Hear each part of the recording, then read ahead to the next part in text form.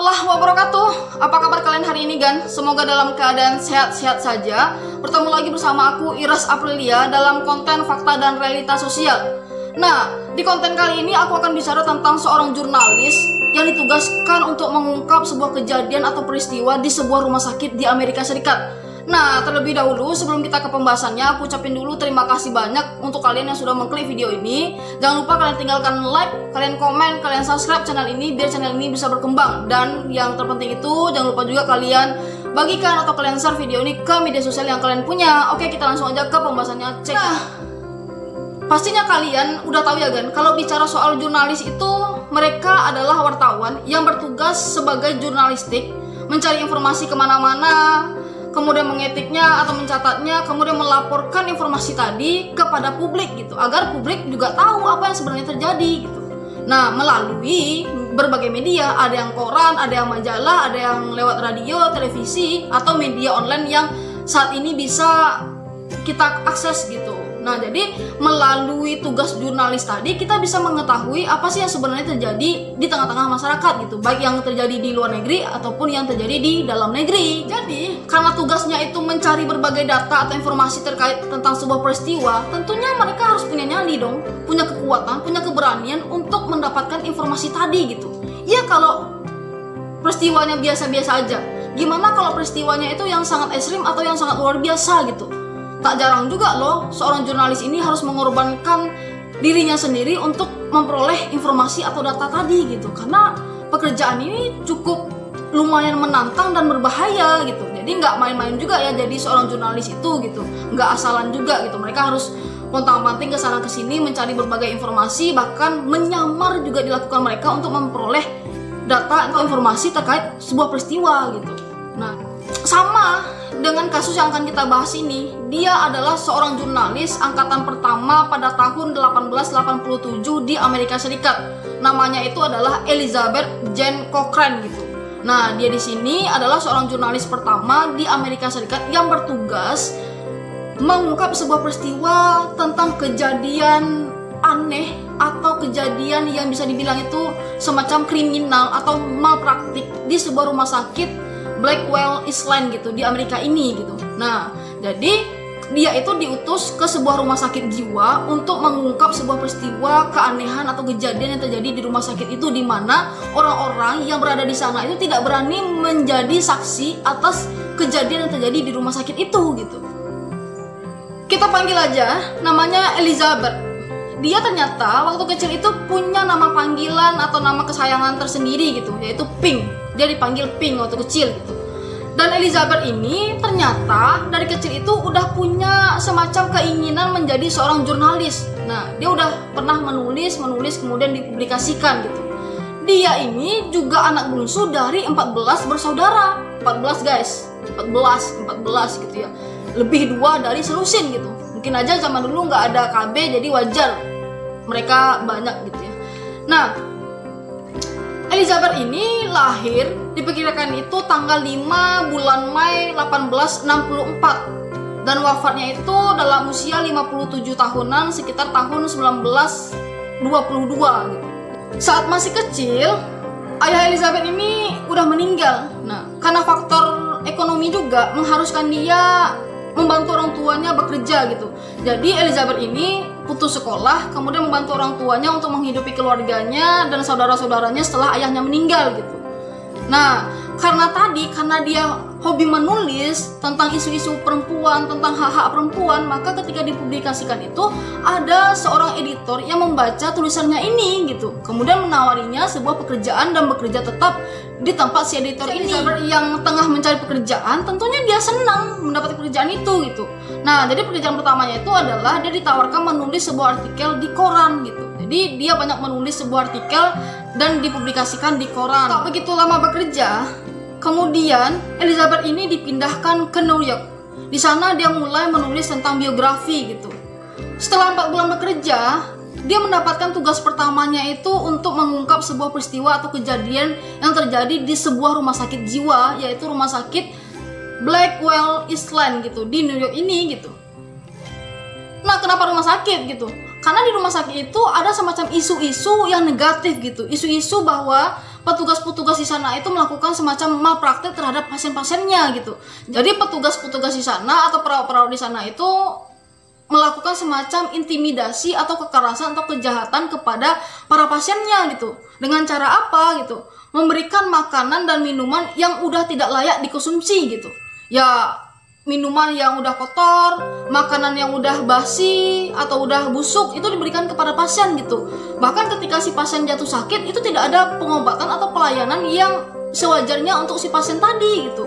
Nah, bukan itu aja, dikabarkan juga bahwa para pasien di sana itu ditempatkan dalam satu ruangan tetapi melebihi kapasitasnya gitu. Misalnya ruangan ini kapasitasnya 2 orang tapi dimuat 10 orang gitu. Jadi kan nggak wajar, nggak layak gitu. Malahan yang lebih parahnya lagi, si perawat sering melakukan semacam tindakan kriminal seperti memukul atau menjahati si pasien-pasien ini gitu. Jadi makanya karena isu itu si Elizabeth diutus ke sana untuk mengungkap apakah itu benar-benar terjadi atau gimana gitu. Karena tidak ada satu orang pun yang berani untuk bersaksi atas kesalahan yang terjadi di rumah sakit itu. Nah, akibat kejadian yang dirasakan para pasien tersebut, tentunya si pasien ini melaporkan kepada si dokter gitu.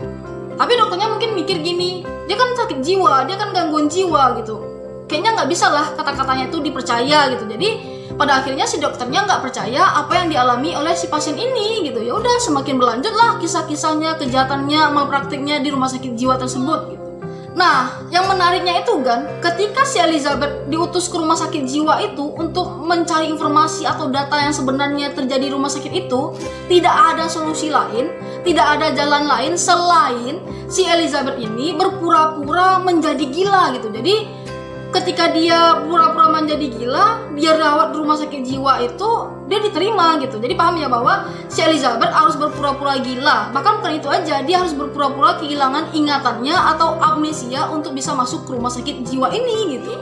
Cukup bernyali banget, cukup berani banget. Inilah yang dilakukan Elizabeth gitu. Inilah yang dilakukan oleh para jurnalis untuk mendapatkan informasi yang sebenarnya gitu. Terkadang mereka harus menyamar menjadi orang yang bahkan tidak pernah terfikir sedikit pun gitu. Contohnya Elizabeth ini, dia tidak pernah berpikir sedikit pun akan menjadi orang gila dalam pekerjaannya ini gitu. Tapi karena dia diutus ke rumah sakit jiwa, jalan satu-satunya itu adalah menjadi orang gila walaupun pura-pura gitu.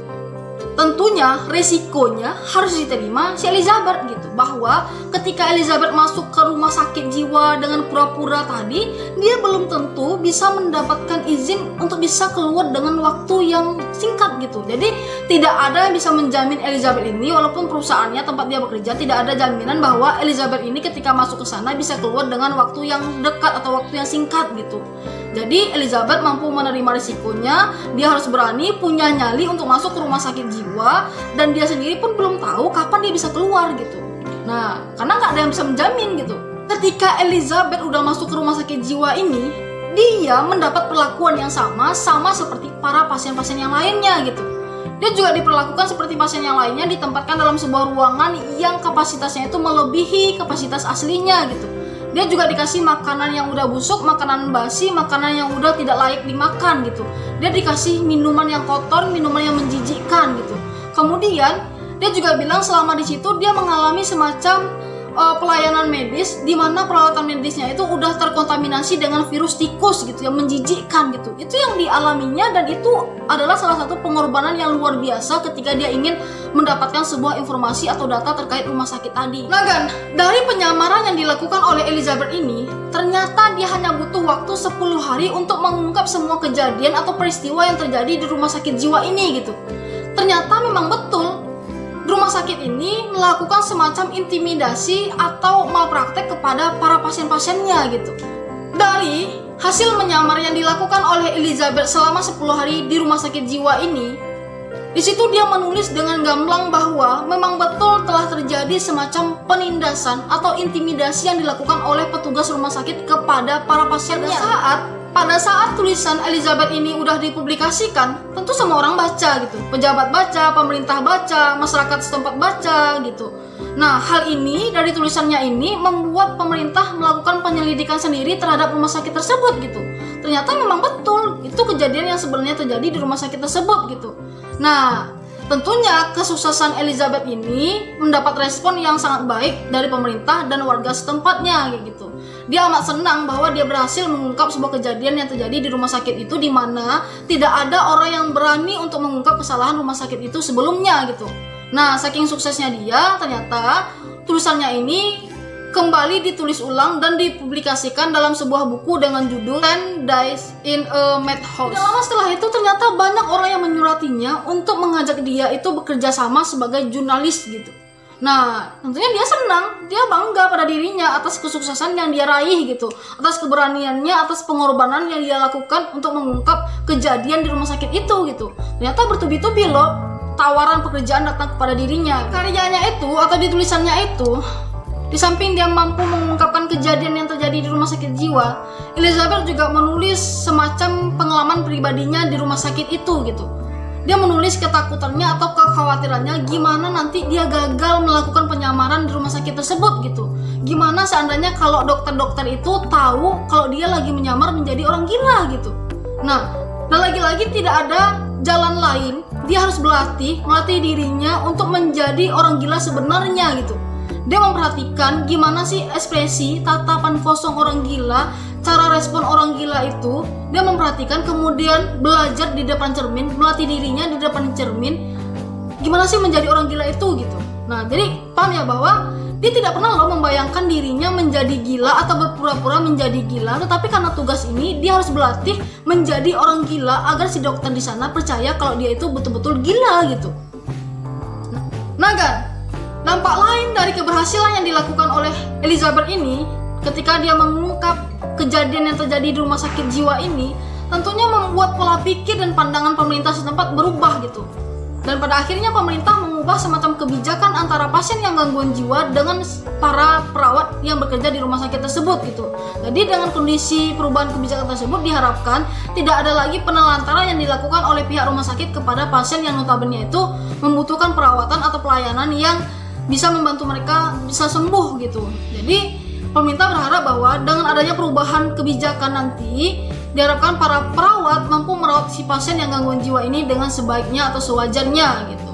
Nah kan, gimana menurut kalian? Mungkin itu dulu yang bisa aku bahas tentang kisah Elizabeth Jane Cochrane, seorang jurnalis Amerika yang punya nyali besar untuk mengungkap sebuah kejadian di rumah sakit jiwa, di mana rumah sakit jiwa itu diisukan melakukan malpraktek terhadap pasiennya gitu.